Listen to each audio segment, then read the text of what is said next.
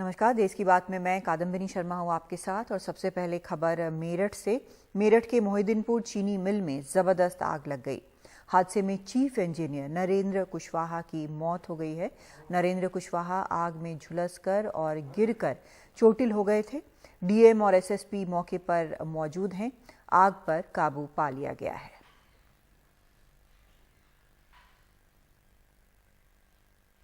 रवीश रंजन शुक्ला हमारे सहयोगी इस वक्त फोन लाइन पर हमारे साथ जुड़ रहे हैं। रवीश, कैसे हुआ ये हादसा और अभी फिलहाल की स्थिति बताएं, और क्या कोई और भी घायल है?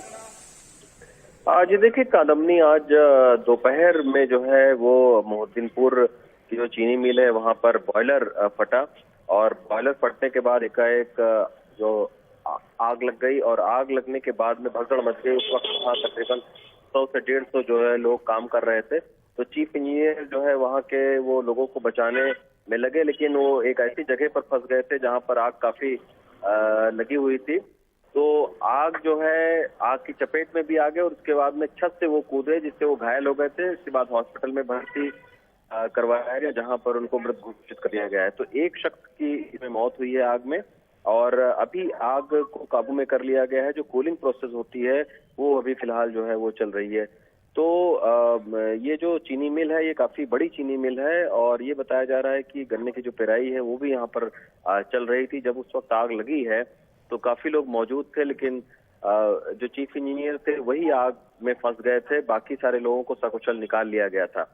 तो फिलहाल मौके पर जो कूलिंग प्रोसेस है वो चल रही है और आग को काबू में कर लिया गया है। जी, बहुत शुक्रिया आपका रवीश इस पूरी जानकारी के लिए।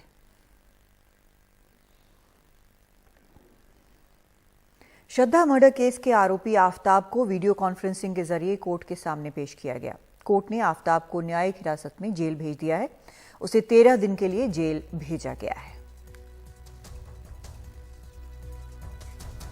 मुकेश सिंह सेंगर इस वक्त हमारे साथ जुड़ रहे हैं, हमारे सहयोगी। मुकेश, क्या है पूरी जानकारी इस पर? देखिए, जो आफताब है उसको आज कोर्ट में पेश किया गया था, और आफताब को पेश करने से पहले जो उसके नार्को टेस्ट होना है उसका जो प्रोसीजर होता है, उसकी जो मेडिकल जांच होती है वो कराई गई। और फिर पुलिस ने वीडियो कॉन्फ्रेंस के जरिए अस्पताल से ही आरोपी को कोर्ट में पेश कर दिया। और चूंकि जो आरोपी है वो 14 दिन की रिमांड उसकी हो चुकी थी, पुलिस रिमांड, और अधिक रिमांड उसको अब नहीं मिल सकती थी, इसीलिए अब कोर्ट ने उसको जेल भेज दिया है। और अब सोमवार को आरोपी का नार्को टेस्ट हो सकता है। तो अभी पुलिस ने अभी जांच की है, उसमें जो भी सबूत मिले हैं, जिसमें वेपन है और कुछ कपड़े बरामद हुए हैं, इसके अलावा जो 18 शव के अवशेष हैं वो सभी फॉरेंसिक जांच के लिए भेजे गए हैं। बाकी जो श्रद्धा का मोबाइल है और उसके कपड़े हैं वारदात के बाद जो पहने हुए थे, एक आरी है, वो सब बरामद नहीं हुई है। तो ये पूरा जो केस है वो फॉरेंसिक जांच, साइंटिफिक जांच और टेक्निकल जांच पर टिका हुआ है, जिसको लेकर पुलिस लगातार सबूत इकट्ठे कर रही है। तो आरोपी फिलहाल जेल चला गया है और अब सोमवार को दिल्ली पुलिस उसका नार्को टेस्ट करवाएगी। जी, बहुत शुक्रिया आपका मुकेश इस पूरी जानकारी के लिए।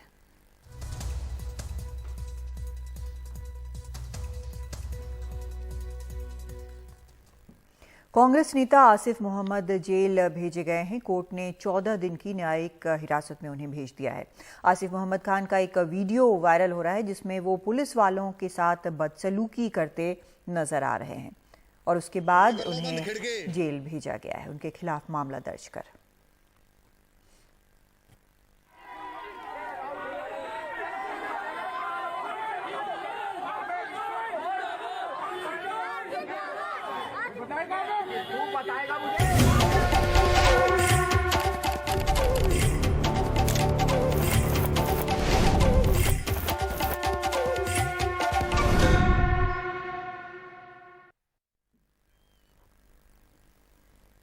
गुजरात में चुनाव प्रचार के दौरान यूपी के मुख्यमंत्री योगी आदित्यनाथ ने अरविंद केजरीवाल पर हमला बोला। उन्होंने क्या बोला है, सुनते हैं। ये जो आम आदमी पार्टी का नमूना आया है ना यहां दिल्ली से, यह तो आतंकवाद का सच्चा हितैषी है।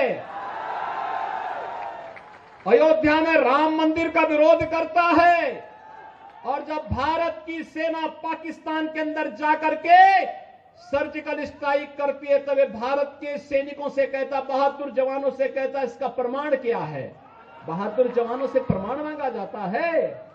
पाकिस्तान चिल्ला रहा है कि हमारी कमर तोड़ दी है भारत के जवानों ने, लेकिन आम आदमी पार्टी को इसका भी प्रमाण चाहिए होता है। भाइयों बहनों, आतंकवाद और भ्रष्टाचार इनके जीन्स का हिस्सा है। इसलिए जो भ्रष्टाचारी हैं, आतंकवाद समर्थक हैं, भ्रष्टाचार और आतंकवाद जिनके जीन्स का हिस्सा हो, उसको वोट देकर के हम अपने वोट को कलंकित कतई न करें, कतई न करें। और केजरीवाल ने इसका ट्वीट कर जवाब दिया है। उन्होंने लिखा, अगर गंदी गाली गलौज चाहिए, गुंडागर्दी चाहिए, भ्रष्टाचार चाहिए, गंदी राजनीति चाहिए तो इनको वोट दे देना। अगर स्कूल, अस्पताल, बिजली, पानी, सड़क चाहिए तो मुझे वोट दे देना।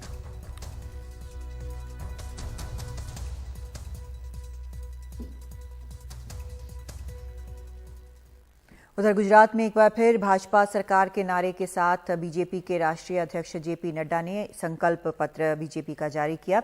इस मौके पर मुख्यमंत्री भूपेंद्र पटेल, प्रदेश अध्यक्ष सीआर पाटिल समेत कई दिग्गज नेता मौजूद रहे। संकल्प पत्र एक बार फिर बीजेपी ने विकास के तकरीबन 35 वादे किए हैं इसमें, और मुख्य तौर पर क्या हैं ये वादे वो आपको बताते हैं। इसमें कहा गया है कि यूनिफॉर्म सिविल कोड की सिफारिश करेंगे, सिंचाई विस्तार योजना के लिए 25,000 करोड़ देंगे, 5 साल में 20 लाख लोगों को रोजगार मिलेगा, महिलाओं को 5 साल में 1 लाख रोजगार देंगे, केजी से पीजी तक मुफ्त शिक्षा मिलेगी, छात्राओं को मुफ्त इलेक्ट्रिक स्कूटी मिलेगी, कृषि के बुनियादी ढांचे पर 10,000 करोड़ खर्च किए जाएंगे और सरकारी संपत्ति नुकसान की वसूली का कानून भी लाया जाएगा। तो भारतीय जनता पार्टी का पहला संकल्प है कि हम 10,000 करोड़ रुपए गुजरात कृषि इंफ्रास्ट्रक्चर कोर्स के तहत खर्च करने वाले हैं कि हम 25,000 करोड़ रुपए खर्च करके इरिगेशन की फैसिलिटी को, सिंचाई की फैसिलिटी को सुजलाम सुफलाम और सौनी योजना के तहत हम लगभग इसको आगे बढ़ाने में पूरे का पूरा योगदान करेंगे। हम साउथ गुजरात में और सौराष्ट्र में 2 सी फूड पार्क खड़ा करेंगे और अब पार्टी ये निर्णय करती है कि आयुष्मान भारत के तहत जो 5 लाख रुपए का हेल्थ कवर मिल रहा है, वह नीड बेस्ड 10 लाख रुपए का हेल्थ कवर है। ये जो प्रदेश में, देश में रेडिकल विचारधारा को बढ़ा रहे हैं, उनके खिलाफ एंटी रेडिकलिज्म सेल बनाया जाएगा और जो स्लीपर सेल्स है, जो स्लीपर सेल्स रेडिकलिज्म को एक तरीके से जो एक अति सोच के लेकर करके चलने वाले लोग हैं, उनके और टेररिस्ट ऑर्गेनाइजेशन के बीच में जो एंटी इंडिया फोर्सेस हैं, भारत विरोधी भारत विरोधी विचार है, उनको एंटी रेडिकलिज्म सेल सुनिश्चित करेगा कि यह समाप्त हो। इसकी हम तैयारी करें।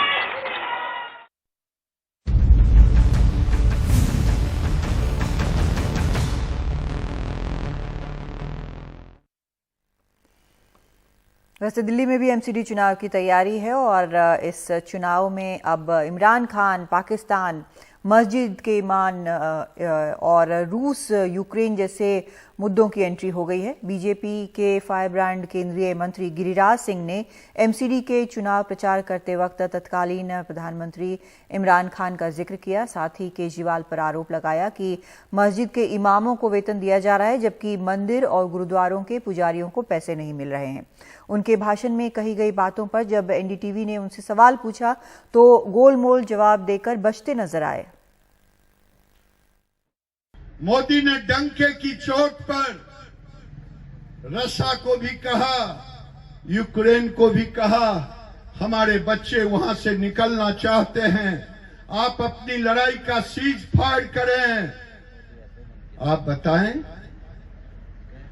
वो 50,000 बच्चे तिरंगा झंडा लेकर के निकले थे कि नहीं निकले थे? मोदी है तो, मोदी है तो, मुमकिन है, मोदी है तो, मुमकिन है, लेकिन उस समय इमरान खान जी पाकिस्तान के प्रधानमंत्री थे। उनके पाकिस्तान के बच्चे जो स्टूडेंट थे वो गालियां दे रहे थे। ये केजरीवाल की सरकार मस्जिदों के इमाम और उनके कर्मचारियों को पैसा देता, गुरुद्वारे के पुजारियों को पैसा नहीं देता। अगर केजरीवाल साहब आप वहां के मस्जिदों के पुजारियों, इमामों, परिमामों सबको पैसा दे रहे हो। पूरे चुनाव प्रचार के दौरान जो है वो गिरिराज सिंह जी ने अभी जो भाषण हुआ है इमरान खान का नाम लिया है, उसमें ये कहा है कि जो केजरीवाल सरकार है वो मदरसों के शिक्षकों निगम में चुनी जाती हैं वेतन देती तो है, किसी भी प्रकार की को वेतन देती निगम है, लेकिन की जो अवैध वसूली की और बातें यहाँ पर सुनने में आती के हैं, जो पुजारी हैं उनको नहीं देती है। तो इस तरीके के तमाम सारे मुद्दों को जो है वो गिरिराज सिंह ने इस उठाया है। से कोई निगम का कर्मचारी ले जाए कि क्या चुनाव प्रचार में ये सारे मुद्दे हैं या रहा नहीं। है, किसी की हिम्मत नहीं होती थी और तो आगे भी ऐसा ही होगा। केंद्रीय मंत्री गिरिराज सिंह जी हमारे साथ में हैं। गिरिराज सिंह से बात करते हैं। तमाम सारे वार्डों में अभी चुनाव प्रचार कर रहे हैं गिरिराज सिंह जी, उनसे बात करते हैं।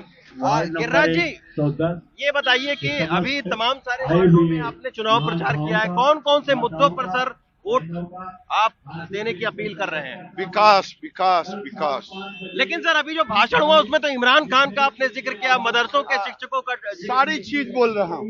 अच्छा, तो सर अभी और कितने दिन तक आप करेंगे? जितना दिन पार्टी लगाएगी उतना। अच्छा, तो सर ये 15 साल से नगर निगम में बीजेपी है तो उसके कामों को क्यों नहीं गिरवा रहे सर? अब नई व्यवस्था में अब कोई दिल्ली की सरकार के सामर्थ्य पर नहीं हो। लेकिन सर क्या मोदी चेहरा रहेंगे निगम के चुनाव में? मोदी देश के ठीक है जी गिरिराज जी। तो ये आप देख सकते हैं गिरिराज सिंह हैं जो कि अभी भाषण हुआ है इनका, और तकरीबन 10 मिनट के भाषण में इन्होंने पाकिस्तान के प्रधानमंत्री जो पूर्व में रहे इमरान खान उनका जिक्र किया। उन्होंने ये कहा कि कोरोना की जो वैक्सीन है उसको नरेंद्र मोदी की सरकार ने लगाई है। साथ में उन्होंने ये भी मुद्दा उठाया है कि जो मंदिरों के पुजारी हैं उनको जो है वो वेतन नहीं मिल रहा है, जबकि जो मस्जिद के जो मौलवी हैं और उनको वेतन दिया जा रहा है। तो इन सारे मुद्दों को गिरिराज सिंह ने उठा के और उसके बाद में जो है वो चुनाव प्रचार वो करके नुक्कड़ सभा अब यहाँ से जा चुके हैं। लेकिन अलग अलग जगहों पर लगातार जो है गिरिराज सिंह जी जैसे 10 केंद्रीय मंत्री जो हैं वो इस वक्त गली गली में नुक्कड़ सभाएं और लोगों से वोट की अपील कर रहे हैं। तो अब देखना होगा कि चुनाव के नतीजे ये तय करेंगे कि आखिर बीजेपी का जो आक्रामक चुनाव प्रचार है उसका कितना असर ऐसी जनता पर पड़ा है। दिल्ली से हरकिशन शर्मा के साथ रविशंकर शुक्ला, एनडीटीवी इंडिया।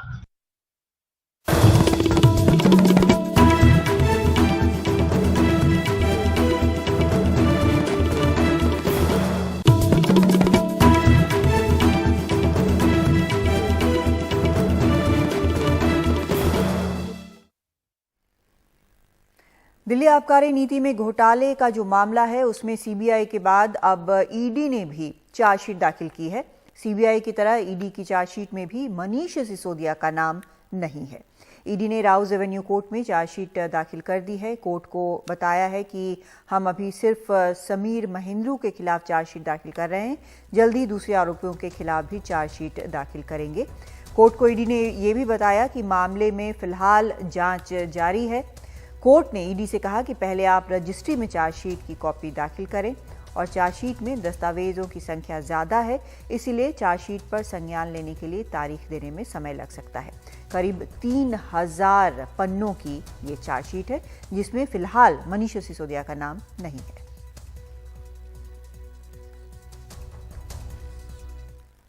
और अरविंद केजरीवाल ने इस पर ट्वीट किया है। उन्होंने लिखा कि ईडी की चार्जशीट में भी मनीष जी का नाम नहीं।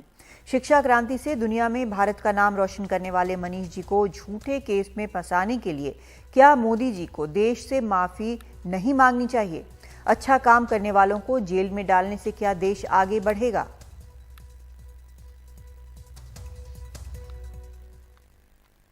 वहीं ईडी की चार्जशीट से पहले दिल्ली के मुख्यमंत्री अरविंद केजरीवाल ने सीबीआई की चार्जशीट में मनीष सिसोदिया का नाम नहीं होने पर अपनी बात रखी।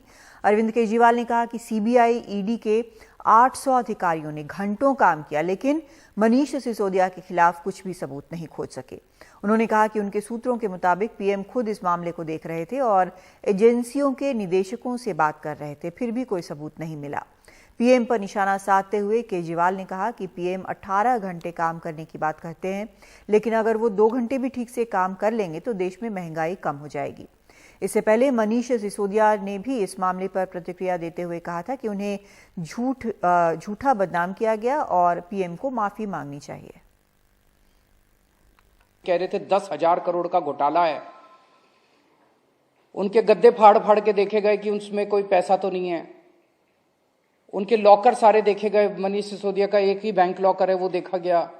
मनीष सिसोदिया के जितना गांव में सारे रिश्तेदारों सबकी जांच कर ली इन्होंने, कुछ भी नहीं निकला। तो कल की चार्जशीट ये दिखाती है कि इनको रत्ती भर भी सबूत नहीं मिला। और ये जो कह रहे हैं कि अभी जांच जारी है और एडिशनल सप्लीमेंट्री चार्जशीट आ सकती है, वो तो अब अपना चेहरा बचाने के लिए, फेस सेविंग के लिए और क्या कहेंगे। अब तक इन लोगों को आज तक जो इन्होंने जांच की उसमें रत्ती भर भी इतना सा भी सबूत नहीं मिला। 25 पैसे की भी इनको कहीं गड़बड़ नहीं मिली। प्रधानमंत्री जी पर्सनली इस केस को मॉनिटर कर रहे थे, मेरे सूत्रों ने बताया। प्रधानमंत्री जी पर्सनली सीबीआई डायरेक्टर से मिलते थे, प्रधानमंत्री जी पर्सनली ईडी डायरेक्टर से मिलते थे। उनको प्रधानमंत्री जी ने निर्देश दिए हुए थे कि कुछ भी करो, मनीष सिसोदिया को गिरफ्तार करो। प्रधानमंत्री जी कहते हैं आप 18 घंटे काम करते हैं। 18 के 18 घंटे आप बस यही सोचते हैं कि मैं किस तरह से केजरीवाल को रोकूं काम करने से, किस तरह से केजरीवाल के मंत्रियों को गिरफ्तार करूं, किस तरह से केजरीवाल पे कीचड़ फेंकूं। मेरा आपसे निवेदन है 18 में से 2 घंटे भी अगर आप देश के लिए काम कर लें तो देश में महंगाई और बेरोजगारी जिससे जनता त्रस्त है उससे थोड़ी सी लोगों को निजात मिल जाएगी। राहुल गांधी की भारत जोड़ो यात्रा का 80वां दिन है और अब प्रियंका गांधी भी यात्रा में शामिल हो चुकी हैं। मध्य प्रदेश में इस यात्रा का 4था दिन है। खरगोन से अब इंदौर के महू पहुंचेगी यात्रा। महू में रात्रि विश्राम के बाद कल इंदौर की तरफ ये यात्रा बढ़ेगी।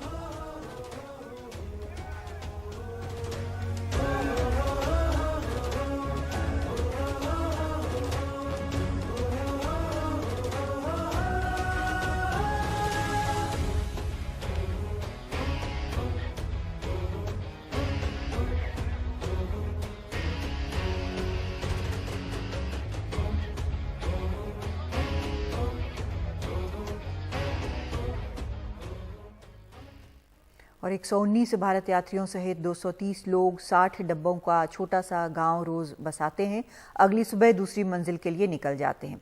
60 कंटेनरों की ये दुनिया रोज ट्रकों में लाद दी जाती है। इनमें ही राहुल गांधी और भारत जोड़ो यात्रा में उनके रोज के सहयात्री रुकते हैं। कल वो खरगोन के मोटक्का में रुके थे। आज लगभग 60 किलोमीटर का फासला तय कर महू पहुंच जाएंगे रात्रि विश्राम के लिए। अनुराग द्वारी बता रहे हैं इस पर। और ये एक जादुई गांव जैसे है। ये जो कंटेनर हैं जिसमें भारत यात्री रहते हैं, मेरे कैमरा सहयोगी आपको दिखाएंगे। हर कंटेनर में जैसे ये 40 नंबर का कंटेनर गया, इसके पीछे जनरेटर का एक वैन जाएगा। लगभग 60 ऐसे कंटेनर हैं जो रात को आपको दिखेंगे और दिन में वो एक तरह से गायब हो जाते हैं। 60 कंटेनरों का छोटा गाँव राहुल गांधी के लिए। 1 और 2 नंबर के कंटेनर जो आगे जा चुके हैं और हमें बताया गया है कि उसमें सोफा भी है, एक छोटा सा रेफ्रिजरेटर भी है और थोड़े तमाम और सुविधाएं भी हैं। जो बाकी के सहयोगी हैं उनके लिए 4 बिस्तरों वाला, 8 बिस्तरों वाले कंटेनर भी हैं। कुछ ऐसे कंटेनर भी हैं जिनमें सिर्फ शौचालय का प्रयोग हो सकता है, किसी में अटैच्ड शौचालय भी हैं। और इस तरह के कंटेनरों में ही ये रात बिताते हैं। लगभग 5 से 6 घंटे लगते हैं एक छोटा सा 60 कंटेनरों का गांव बसाने में, और आधे वक्त में उसके उजाड़ कर दूसरे रास्ते के लिए या दूसरी रात बिताने के लिए कंटेनर निकल जाते हैं। इनके आसपास सुरक्षा व्यवस्था भी कड़ी होती है। जो स्थानीय पुलिस है उसका भी घेरा होता है और जो पैरामिलिट्री फोर्स है उसका भी घेरा होता है। वहाँ पर जाना बहुत आसान नहीं। हमने भी गुजारिश की थी। देखिए जैसे ये लेकर जा रहे हैं जो भी ड्राइवर हैं, लगभग 250 ऐसे स्टाफ हैं जो लगते हैं इस छोटे से गांव को बसाने और इसे लगभग आधे वक्त में 2 से ढाई घंटे में उजाड़ के अगली जगह पर जाने के लिए। जो पदयात्री हैं उनके लिए लॉन्ड्री की सुविधाएं भी हैं, लेकिन न्यूनतम ही अपने साथ वो कपड़े वगैरह लेकर के जाते हैं। तो कुछ इस तरह से ये कारवां बढ़ रहा है। 2-2.5 हज़ार किलोमीटर का फासला ये तय कर चुका है। कुछ दिनों में 1 हफ्ते भर के में राजस्थान चला जाएगा और वहाँ से आगे की यात्रा सुचारू रूप से चलेगी। तो बहरहाल ये वो कंटेनर हैं जिसमें तमाम भारत जोड़ो यात्री शामिल हैं, इसमें रात बिताते हैं, जिसमें राहुल गांधी भी इसी में रहते हैं। खरगोन से अपने कैमरा सहयोगी रिजवान खान के साथ अनुराग द्वारी, एनडीटीवी इंडिया। मुंबई 26/11 आतंकी हमले के आज 14 साल हो गए। पाकिस्तान से आए 10 आतंकियों ने 59 घंटे तक खूनी खेल खेला था। उस हमले में 164 लोग मारे गए थे। पुलिस और एनएसजी के 18 जवान शहीद हुए थे। आज मुंबई पुलिस मुख्यालय में शहीदों को श्रद्धांजलि दी गई। महाराष्ट्र के राज्यपाल भगत सिंह कोश्यारी, मुख्यमंत्री एकनाथ शिंदे और उप मुख्यमंत्री देवेंद्र फडणवीस भी यहां पर मौजूद रहे।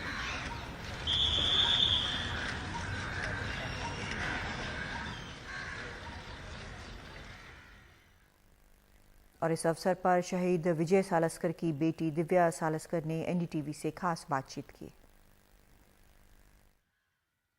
मुंबई में हुए 26/11 आतंकी हमले को आज 14 साल हो गए हैं।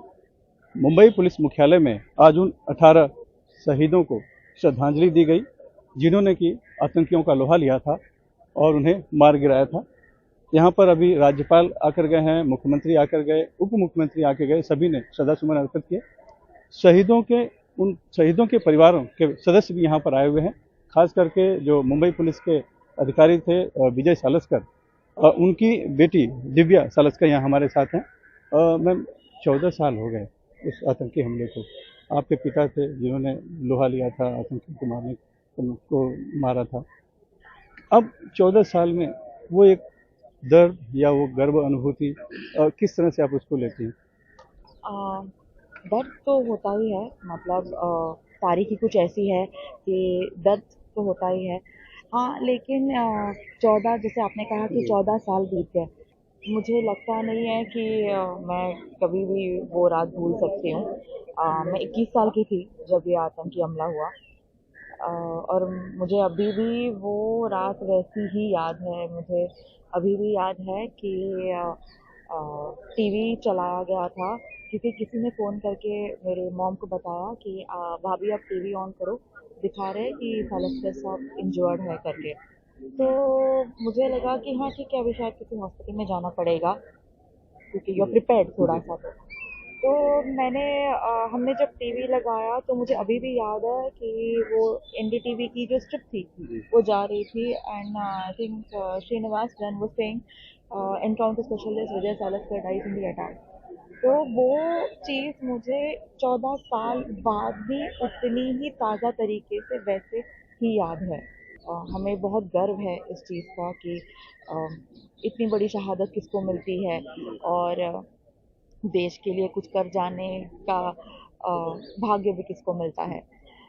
लेकिन हाँ, दर्द तो है और वो वैसा ही है। वो तो मुझे लगता नहीं कि एक बेटी के हिसाब से वो कभी बदल नहीं जाता। धन्यवाद हमसे बात करने के लिए। आज 14 साल पूरे हो गए उस आतंकी हमले को। यहाँ पर पुलिस भी श्रद्धासुमन अर्पित कर रही है और याद किया जा रहा है उस वक्त को जबकि पाकिस्तान से आए 10 आतंकियों ने मुंबई पर हमला किया था और पुलिस और एनएसजी और सभी जवानों ने मिलकर लोहा लिया था। उसमें से 9 को मौके पर ही मार गिराया था। एक कसाब जो जिंदा पकड़ा गया था, उसके जरिए पूरी साजिश का खुलासा हुआ और फिर न्यायालय से उसको सजा हुई और उसे फांसी की सजा दी गई और आज उस दिन को याद किया जा रहा है। मुंबई से कैमरामैन अशोक महाड़ी से सुनील सिंह, एनडीटीवी इंडिया।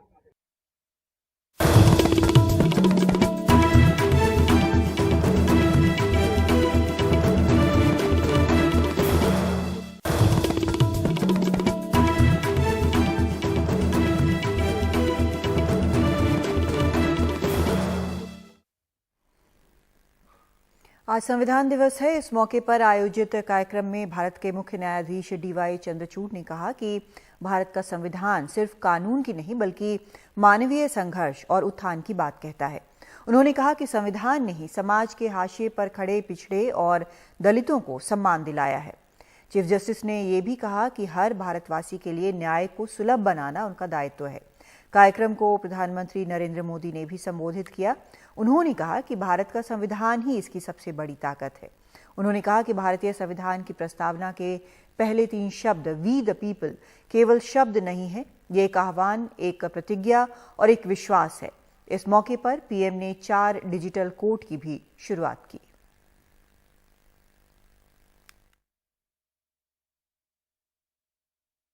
हमारे संविधान के प्रेम्बल की शुरुआत में जो वी द पीपल लिखा है, ये सिर्फ 3 शब्द नहीं है। वी द पीपल एक आह्वान है, एक प्रतिज्ञा है, एक विश्वास है। संविधान में लिखी ये भावना उस भारत की मूल भावना है जो दुनिया में लोकतंत्र की जननी रहा है। भीमा कोरेगांव हिंसा मामले से जुड़ी यलगार परिषद केस में आरोपी आनंद तेलतुंबडे तलोजा जेल से रिहा हो गए हैं। उन्होंने कहा है कि दुख की बात यह है कि ये केस बहुत ही फर्जी है।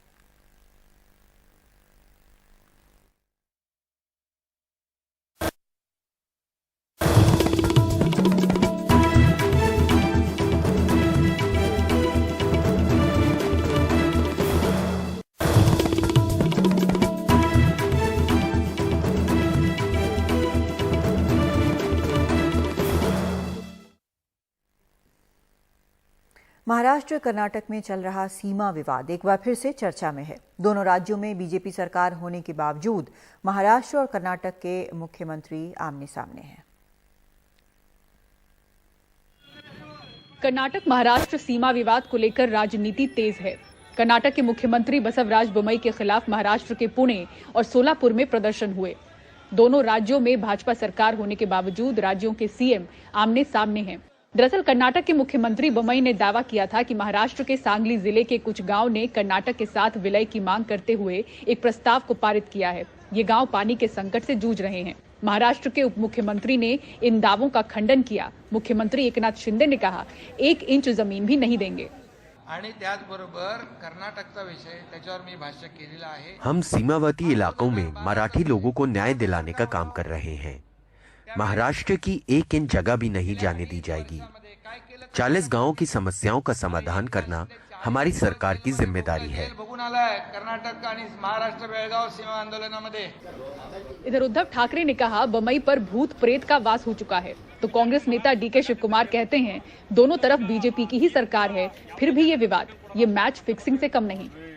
हमारे जो पड़ोसी राज्य है उसके जो मुख्यमंत्री है बोम्मई, ऐसे लगता है कि उनके शरीर में भूत ने प्रवेश किया है। अंगत भूत है तो म्हणतो ना, और क्या कैसे पता नहीं हमारे 40 गांव पर उन्होंने दावा ठोक दिया। तो क्या महाराष्ट्र में लोग रहते नहीं है? महाराष्ट्र में क्या हिम्मत नहीं रही? बाकी महाराष्ट्र का स्वाभिमान वगैरह हमने कुछ छोड़ दिया और ये ऐसे कोई भी आएगा और हमारे खिलाफ कुछ भी बकते चले जाएगा, ये अभी बर्दाश्त नहीं होगा। बीजेपी ने बीजेपी के साथ मैच फिक्सिंग की है। ये भी बीजेपी के हैं और वो भी बीजेपी के हैं। दोनों ने मिलकर मैच फिक्सिंग कर ली है। उनकी सरकार है यहाँ पर। वहाँ के डिप्टी सीएम और एक्स सीएम तो बेलगावी से आगे बढ़कर करवार तक आगे बढ़ गए हैं। यहाँ के सीएम कुछ और बात कर रहे हैं। ये सब मैच फिक्सिंग है।